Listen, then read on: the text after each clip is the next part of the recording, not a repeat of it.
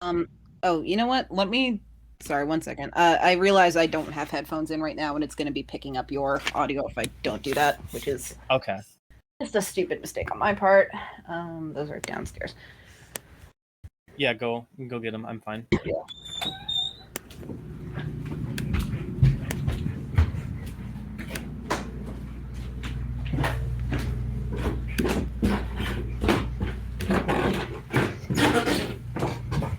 I like that I'm being carried around with you as you go look for your stuff.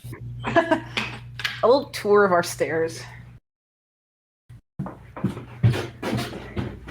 The stairs in our home offer many interesting features, such as the top of the stairs and also the bottom. Wonderful.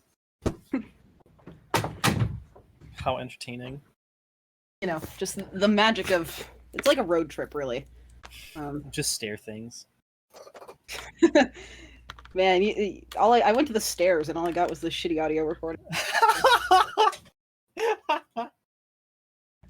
I went to the 9/11 memorial and all I got was this shirt Jesus Christ. and nostalgia for the times before. I went to the 9/11 memorial and all I got was depression.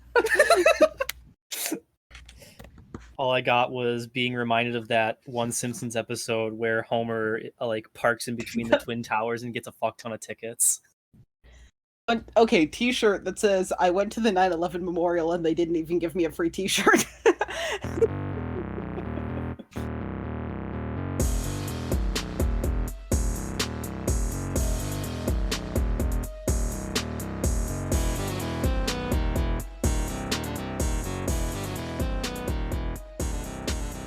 Welcome everyone to yet another edition of Dick Proles, the show where we do the most with the little we have. And today we have friend of the show on, and go ahead and introduce yourself.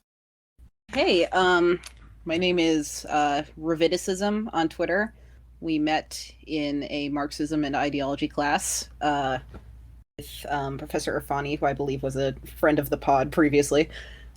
And yeah, I'm going to be talking about Ring doorbells and how I think they're creepy and weird. Hell yeah. So with that, you said this was for Marxism and ideology, right? Yeah, we had to write some sort of like final paper on anything that we could choose. So I wrote a paper about the ideology around like these kind of more discrete doorbell security systems and how I think they're a definite shift from this surveillance culture of the past. And I think there's a lot of stuff to talk about there. Hell yeah. So for the curious listeners, I will have the paper linked in the show notes. It's like just about 5 pages of 12-point text. It's easy. You can read it in an afternoon. So if you're wondering like some of the stuff we're talking about, what's the context that I'm missing, just flip through that and you'll understand it. So that's what we're going to be basically using as our main jumping off point. So let's get into it. Lead us off. Sure. So sure, like everybody has seen ads for Ring doorbells and just I don't know, ads for them or doorbells in their neighborhood, and they all have this very like kind of twee, like happy, I don't know, that one like type of just late 2010s advertising that's like a bunch of people laughing about interesting footage that they caught outside of their front door, like oh, my dog did something funny, or like this delivery guy did something funny. Or like more commonly footage of somebody stopping a burglary in its tracks or something by like yelling at a guy through this little intercom system. And I think that is interesting because for the first part, like has this idea of security in mind that's not the fantasy of just being like left alone and safe. It's this fantasy of like catching somebody in the act and seeing them do something that they I don't know, would have been embarrassed or like embarrassed to be seen doing, which is just not anything we've ever seen with surveillance culture in the past. So like just for context of surveillance culture and mass, the first security like camera systems were invented in the USSR in 1927 by someone named Leon Theremin. At the time, it was called distance vision. It was used to patrol like the Russian border and the entrance to the Kremlin. And there's actually a really interesting anecdote about them showing this technology to Stalin for the first time and him saying he was impressed by the magic screen. And the inventor got something like an extra ration of bread as like a thank you for creating it or something. But the technology was really cumbersome and unreliable until like the late 20th century. Would have to hand insert the film for these cameras, much like a like old video projector. And it was like that until VCR technology came about in the 70s, which was interesting because you had to have, even though like everyone would have VCRs in their home or something, you had to have a special type of like industrial, I don't know, recorder player type thing if you had like a business you want to monitor 24/7, because normal VCRs were just not designed to be running that long. They would break down insanely quick. So at that point, you still, might not be recording shit all of the time. Or if you did, you had to have a very advanced niche technology to do so. And that was the case up until the 90s when we start to see DVR or digital video recording come into common usage, I guess.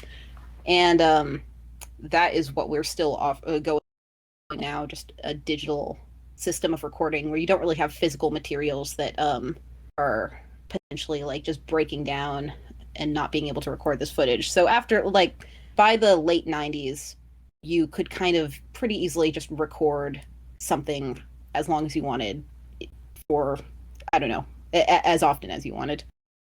It's weird to think about like this thing that we just think of as a normal part of society being something that really came about like less than 30 years ago in the form that it operates under right now. And when you think about surveillance from a crime prevention standpoint, there's two things you need to keep in mind, which is a camera's not going to do anything if the subject is not aware that it's there, kind of like Foucault panopticon theory or whatever. Mm-hmm. Like you won't alter your behavior under the idea of somebody watching you unless you have a perception that you're being watched.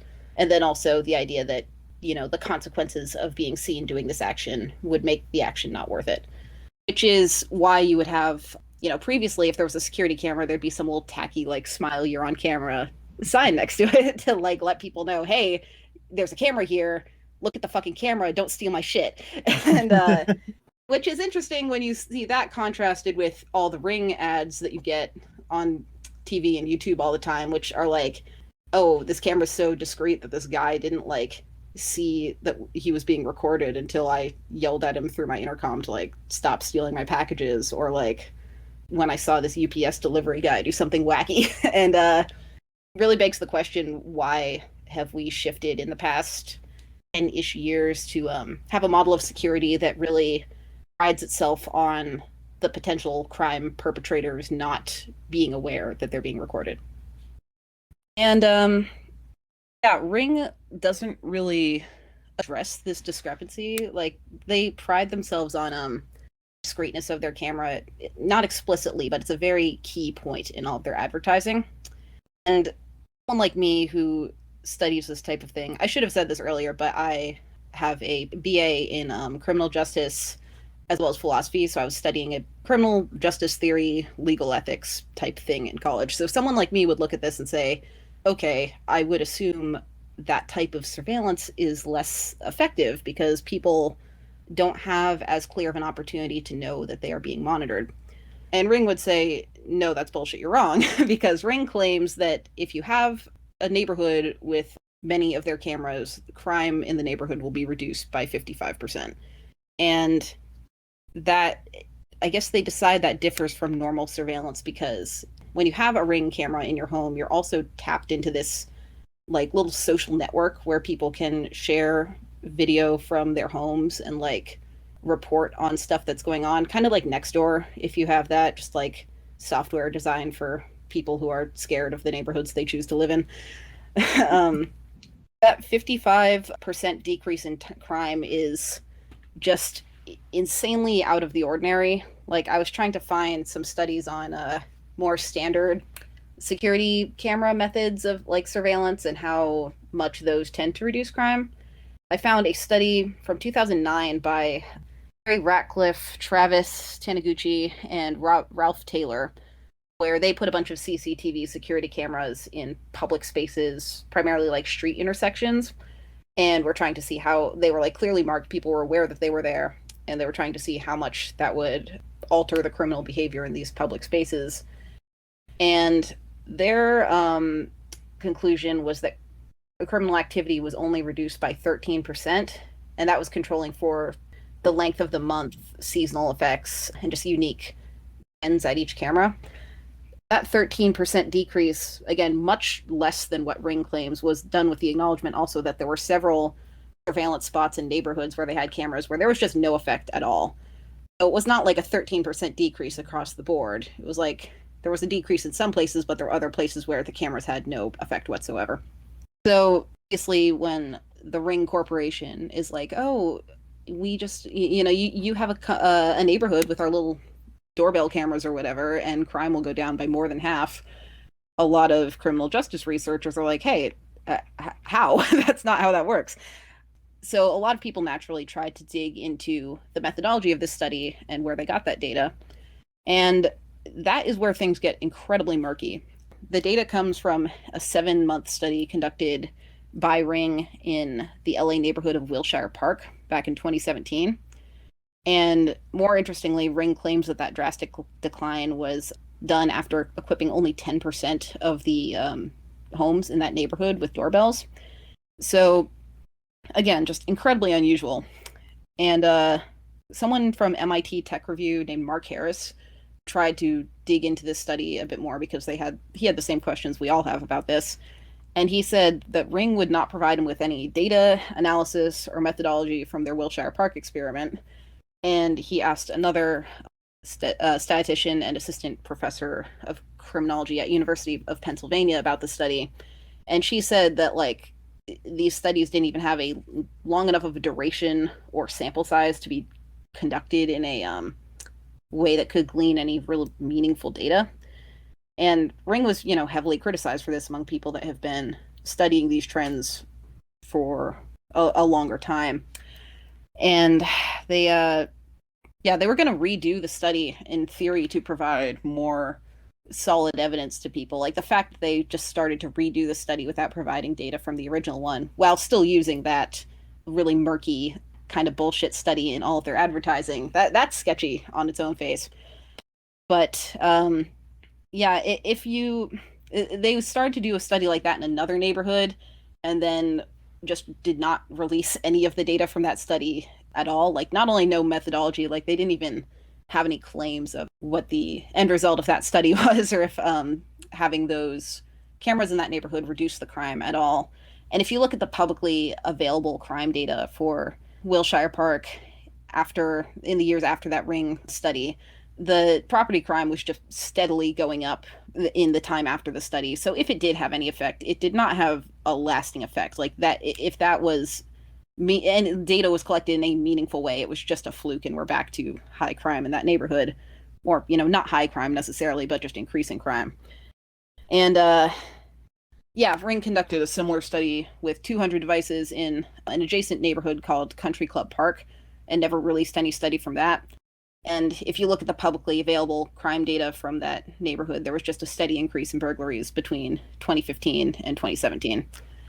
So it just seems like Ring is not being very clear in how they treat the validity of these studies when people question it. Like, you would think if these things were conducted in a solid way, they wouldn't be afraid to release that data to other people who spend their lives studying this field. But that doesn't stop them from using these statistics in advertisements. Ring has this partnership program with local law enforcement agencies where basically they will approach a police department for some small town or county or whatever and say, look, we have this amazing crime stopping technology that you only need it on like 10% of homes, and it reduces crime in the neighborhood by half. Wouldn't you like to have people in your neighborhood to have this like technology, and wouldn't you like them to be able to provide that footage to you, the police, directly? And apparently the cops do like that, because 887 law enforcement agencies across the country have bought into this Ring partnership program. And when I say they've bought into this program, that doesn't mean that the police give Ring taxpayer money and Ring provides them with cameras. How it seems to function is that the police funnel taxpayer technology into or taxpayer money into Ring, and then Ring will just offer people in that neighborhood a discount on their product. So, like, I found some flyers left around the city of Tyrone, Pennsylvania, that were hung on people's doors that were advertising the statistics from the Wilshire Park experiment. Again, that really murky study that they would not, the validity of is really in question. And they were offering a $25 discount code for Ring product. And you would assume, ideally, that if taxpayer money was going to this company, the city would just be getting something directly in return, right? Like, there's really just public money being sent to this private company that is, again, owned by Amazon. So just without any guarantee of actual results provided by that company. And certain cities like I believe it's pronounced Rancho Palos Verdes in California, they have allocated a total of $100,000 of taxpayer money and just given it to this Ring program without any clear guarantee of results or even product being provided from that company. And when a town has this partnership and a private individual uses these discount codes on Ring, I believe, I don't know if it's implicitly or if it's a program you have the option to opt out of. I'm really not sure, but it allows the local law enforcement agencies to access that footage and use it to basically survey the community at will. So there's just an increasingly amount of mixed of like private and state surveillance in these neighborhoods. They aren't really being clear about, they're being very sketchy about the efficacy of their product in the first place, and no one really seems to be questioning it because they're one of the best-selling security systems out there right now. And if you just walk around a neighborhood, at least in something like even partially gentrified or upper class, you're going to see these cameras on many of the houses. Since you kind of gave an overview of it, there's definitely some stuff that we can plumb the depths in. And I think, sure. Did you have any other things to point out from your paper, or should we just get into the ideology of it? The ideology, the trash can. Yeah, let's do that. All right. So one of the first things that you said today, and just that you make apparent in conversation about this, is that Ring is more of like a voyeuristic fantasy, and as I have in the notes, it mitigates crime at the 11th hour, it seems, which could be too late in some cases. Like the the video that you sent me on Twitter, where there is this kid who was walking up to a porch who picked up someone's package, had it in his hand, and then got alerted to the presence of the Ring camera only once he had the package in his hand. And there's other stuff too, where, like, you know, people are in the middle of basically getting their house broken into, and then they're like, hey, I have a Ring. Yeah. No, it's very weird that they use the idea of people attempting to break into your home to either steal your shit or do physical violence to you as a thing that's kind of entertaining to stop at the last possible second, rather than just, for me, I would not like to have people breaking into my home frequently only for me to like swat them away like mosquito at the last possible second. I would like people to not be attempting to break into my home for any reason, and I don't think I'm really alone in wanting that. But Ring's fantasy of safety that they are selling to people isn't one of just being peacefully left alone, you know, just disturbed tranquility. It's really this interventional, interactive castle doctrine type fantasy of like protecting one's home and displaying personal power over these criminals, perpetrators, whatever you want to call it, in the last possible second. Like, the Ring advertisements assume that you, the consumer, want a very interactive role in protecting your home rather than something that just passively works. that is incredibly weird to me because that is not how security or surveillance has worked at any point in the past. Ring became a company in 2013, and I don't think anyone prior to this was really who actually gave a shit about protecting their space had this fantasy of people breaking, attempting a crime, breaking in only to like stop it at the last possible moment. Because Ring also doesn't take seriously the implications of what these situations actually mean. Like, if it's like that video we were talking about with the kid trying to steal a package, that's something kind of lighthearted and funny because you're like, it's just a kid, he's doing something stupid, and like he got called out on it. Mm-hmm. But some of these things just have people like with crowbars trying to break into someone's house, and it's like, hey, what the fuck? That's horrifying. But Ring's like, someone will try to break into your home to do mysterious things, and you get to yell at them over their camera, and then they leave, and you won. You solve the puzzle, you're on top, don't worry about that anymore. But the idea of actually having like someone break into your home for mysterious reasons is incredibly traumatizing for a lot of people. And for this paper, I interviewed someone who has had within like a year of living in one space, had like 6 break-in attempts at their home. And she said each of these experiences was just fucking horrifying. And there was never any clear reason, like intent that could be seen behind these people. Like they had to make these people aware that they were home and were capable of protecting themselves. These people would leave.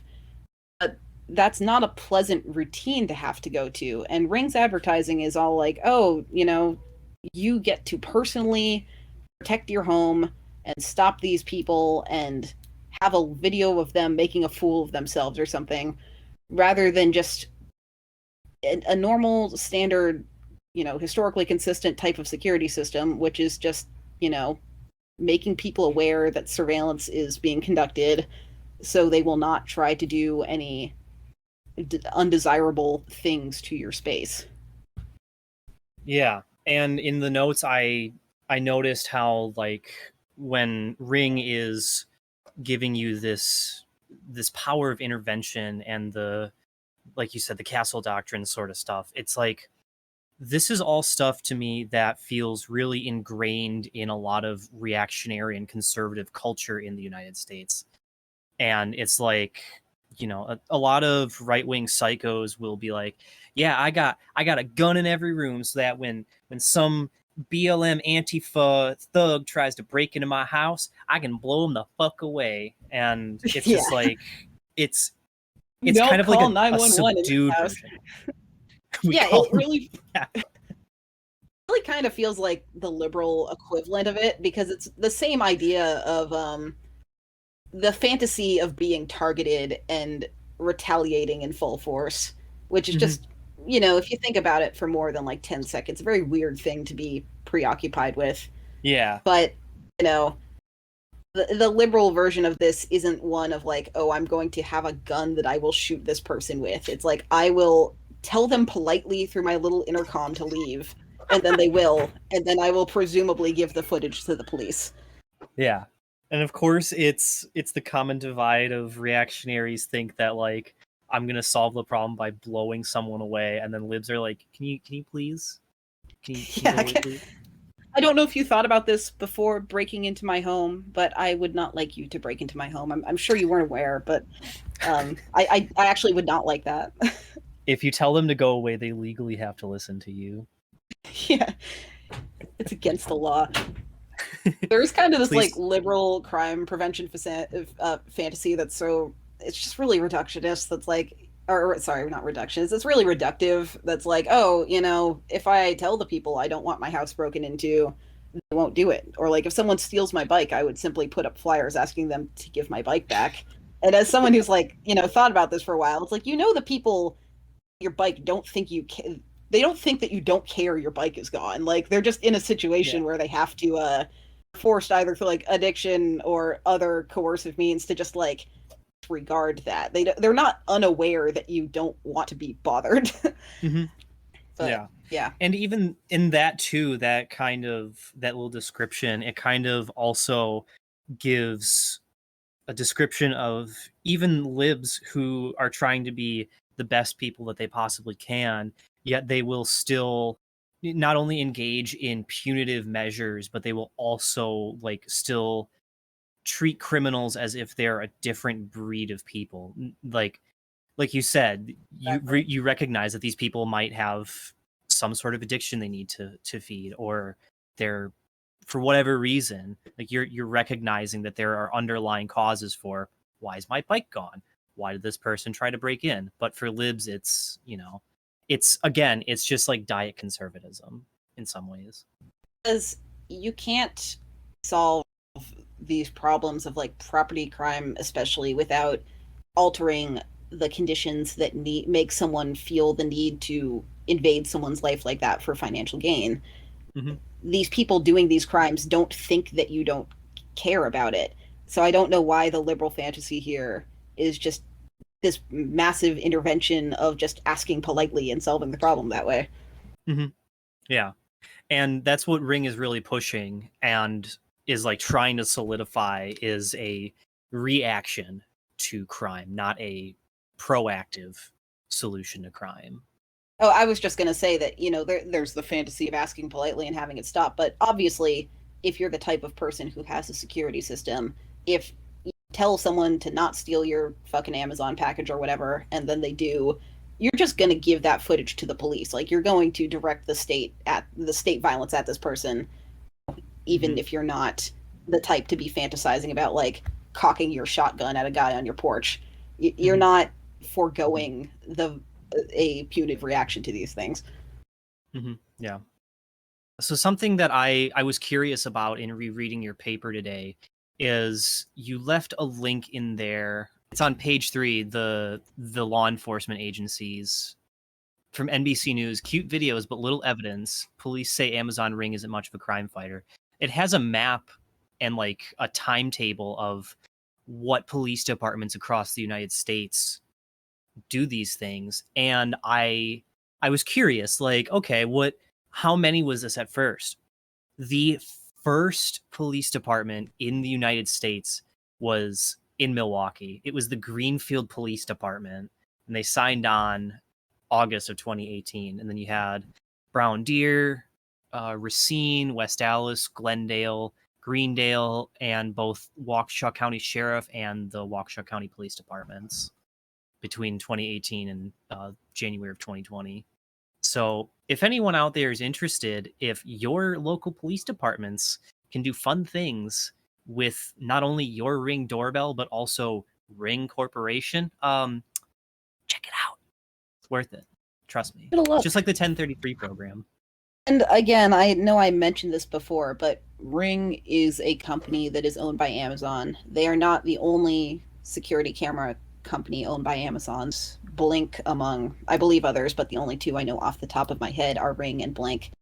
And I personally am a little concerned that is just monopolizing everything also has cameras on people's front door and is providing that footage to the State Department. I don't know. Like, I think it's worth thinking about. Maybe I'm alone in that. No, you're 100% right. And this, I think, is probably the most crucial aspect of what you wrote in this paper. And this is why I was kind of saving it for pretty much last, is because it's probably the most scary thing that has come of this privatized, not security apparatus necessarily, but this private entity as Ring and Blink and Amazon, and then their interactions with the police. I'll just like throw out some quotable things out there. In the notes, I wrote it as the section called the socialization of state authority. And it's very important to talk about this because we're recording this the day after the 20th anniversary of 9/11. And as you come to learn when you look at what happened after 9/11, is there was this, not only the USA Patriot Act, horrible piece of legislation, but, and I'm mostly pulling this from, I think it was Blowback, they talked about this, how after 9/11 there was like this spike in kind of like community watch programs, but it wasn't for, crimes like this. It was, oh, there's a Muslim over here, let's watch the fuck out of this person, make sure they don't jihad my house, kind of thing. And that, thinking about that and then contextualizing it with Ring got me on this line of the socialization of state authority, because like you were kind of saying, is originally with surveillance, it was just these cameras that were owned by various security departments in the government, cops, whatever, just around.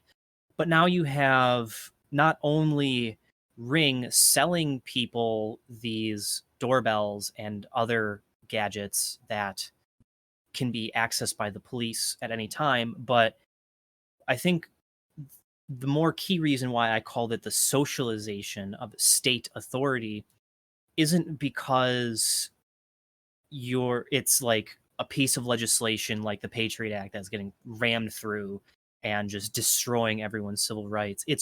And this is kind of going back to the whole, not only the advertisement around Ring, but also the idea that this is a more liberal, lighthearted diet conservatism, where it's people are willingly buying Ring doorbells, and knowledgeably or not, they're contributing to this overreaching like state apparatus sort of thing. And they're voluntarily extending this panoptic apparatus, this function of the state. Absolutely.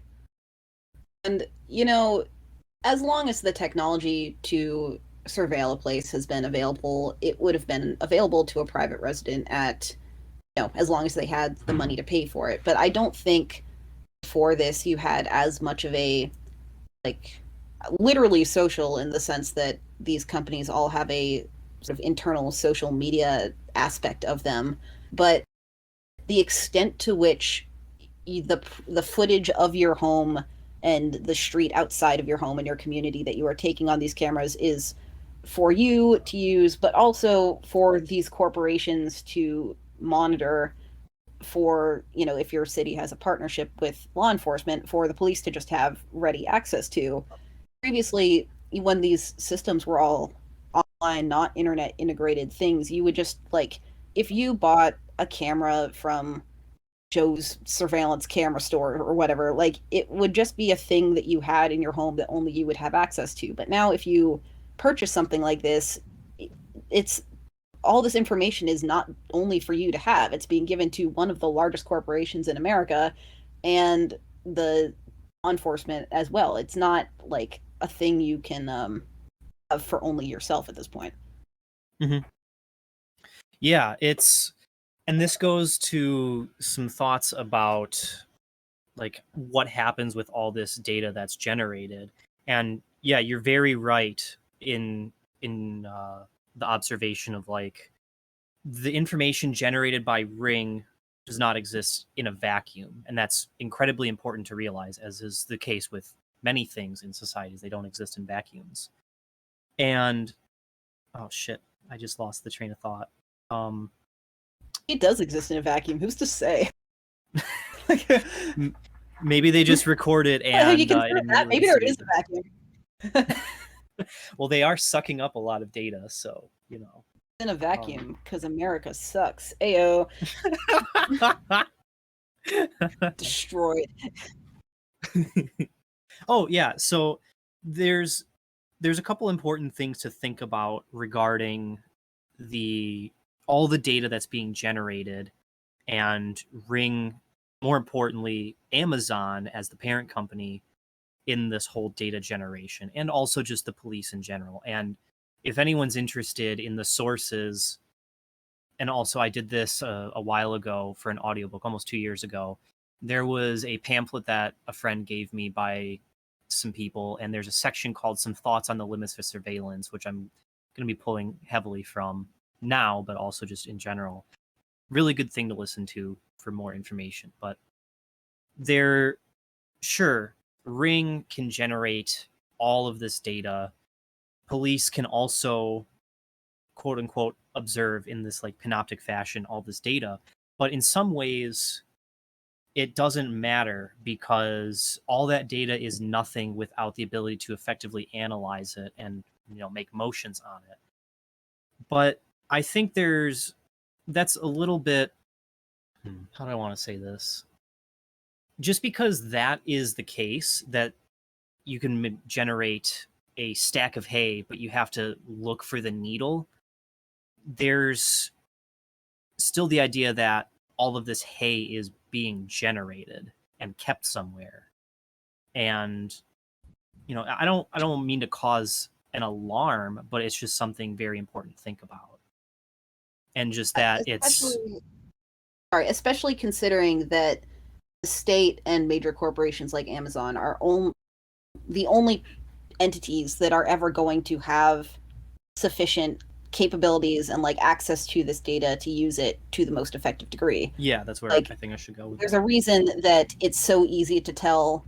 There's a reason that the state can know if I walked into a 7-Eleven earlier today, but we don't have access to body cam footage from police officers.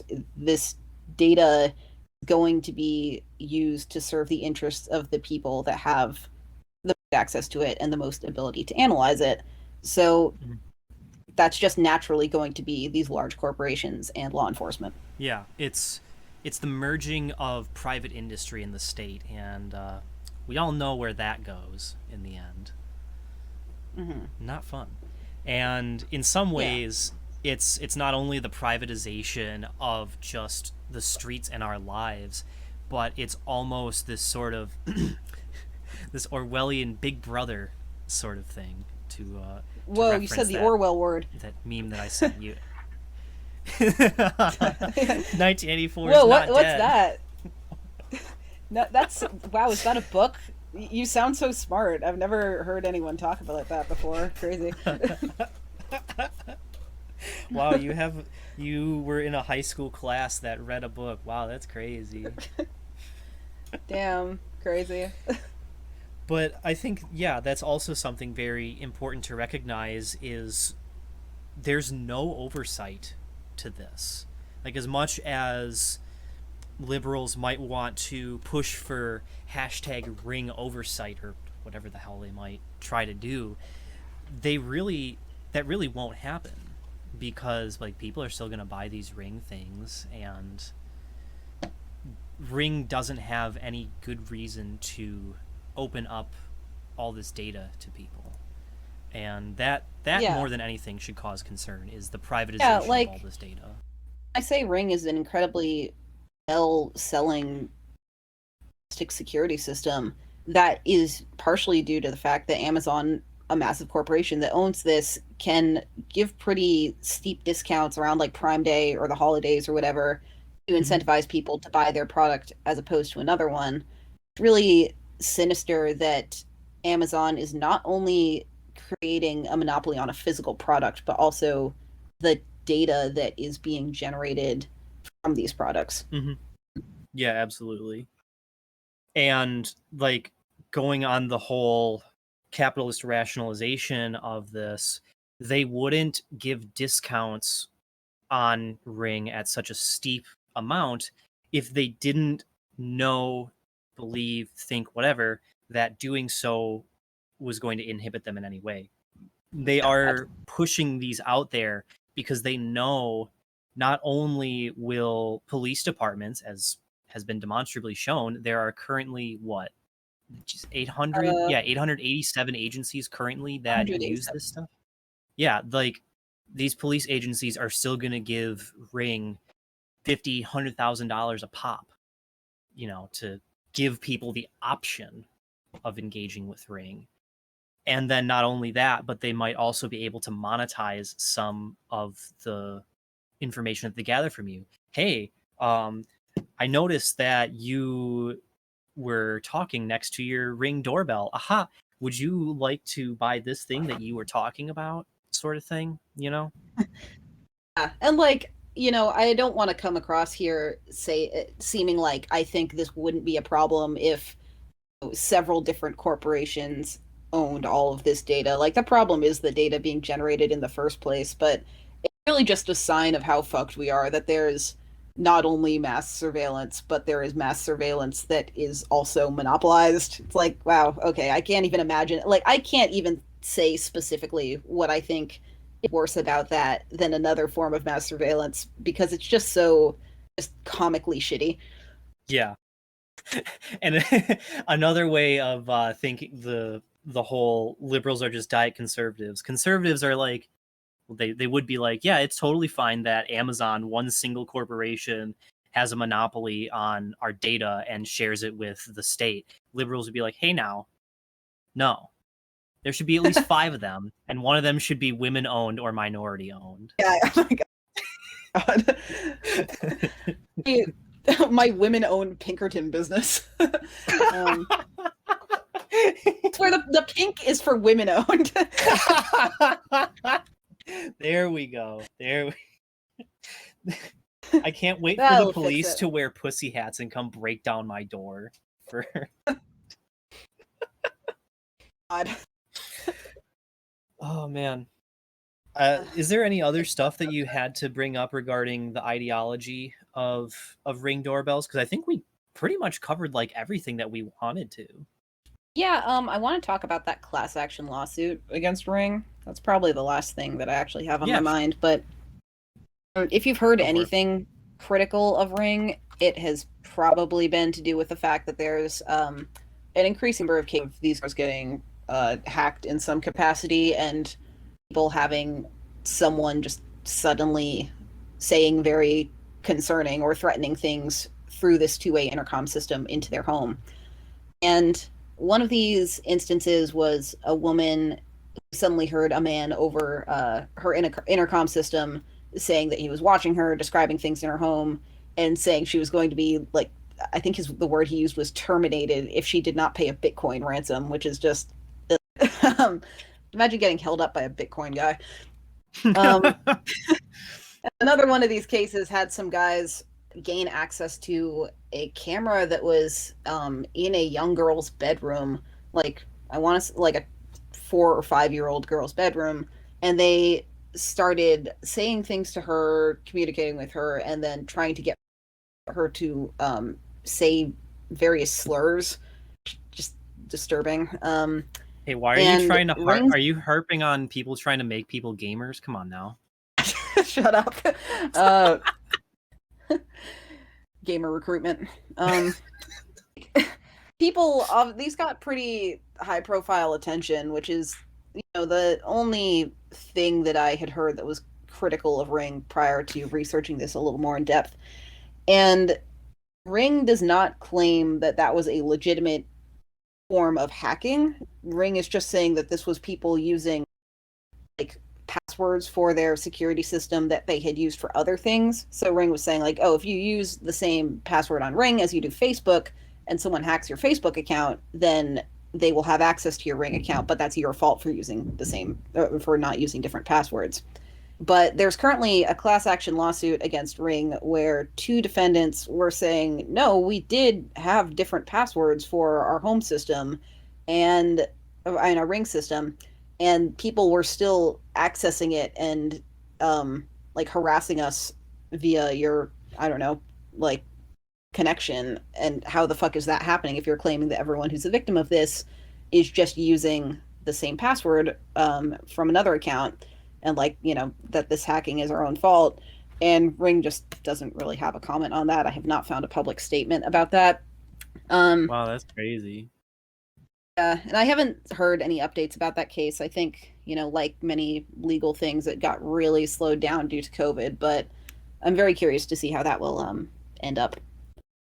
Ring's only real response to these instances of harassment through their systems was like, oh, well, you were just not doing password safety correctly, so that's on you. Just a weird reaction to have to that when your product is allowing I to just enter a young girl's bedroom, basically. Yeah. And as someone who does like computer stuff, I will tell people that it is important to have difficult to guess passwords and don't reuse them. That will help you, but yeah, obviously there are some holes in Ring. But that is also very important to note that even if you have a unique password for Ring and you have this supposedly secure network, they can still get in. And what is Big Brother doing about someone who is harassing their little sibling? Nothing, really.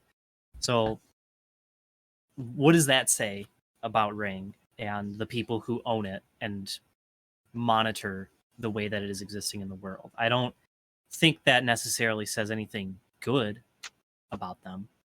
So A company that has their entire like mythos around them be, we are here to protect you and maintain uh, the sanctity and safety of your home, and the reaction to somebody just, teleporting into your home digitally and, saying slurs at you or threatening you or extorting you is just like, oh, well, you should have used a different password. Like, the callousness of that should show that they don't actually care about you. They, like, obviously, but these people don't fucking care about you. yeah. That's, I got nothing else to think about. Yeah, me either. Don't buy one of these things. Don't fucking do it. Honestly, my suggestion for people who like want a feel like they need some sort of system outside their home, buy a fake security camera, like one of those little boxy, really obvious big ones. Nail it up outside your door. It'll cost you like $10. Get a sign that points to that camera and points it out to people. You're gonna get hacked from a fake little plastic box on your door. People will it'll act the exact same way. People have no fucking idea what an actual or fake security camera looks like. Mm-hmm. Beat the system. Yeah. Just fucking lie to people. So since we're at the end now, do you have different plugs that you want to give to those who are interested? Yeah, sure. Follow me on Twitter. It's revidicism, revidicism, and also check out DC Food Not Bombs, which I'm involved with. We serve free vegan and vegetarian food downtown every Saturday. We are currently in a bit of a confrontation with the city, trying to maintain our right to serve in public spaces, as DC is increasingly trying to just push the problem of homelessness out of public view. They are trying to portray groups like us as enabling the issue of homelessness and like encouraging people to live out on the street, when in reality we're just trying to provide food to people who are existing in public spaces. So if you care about, classism, you care about animal rights, you care about the right to public spaces, I think you'd really agree with what we're doing. And if you want to check us out, our Twitter is DC_FNB. Hell yeah. Awesome.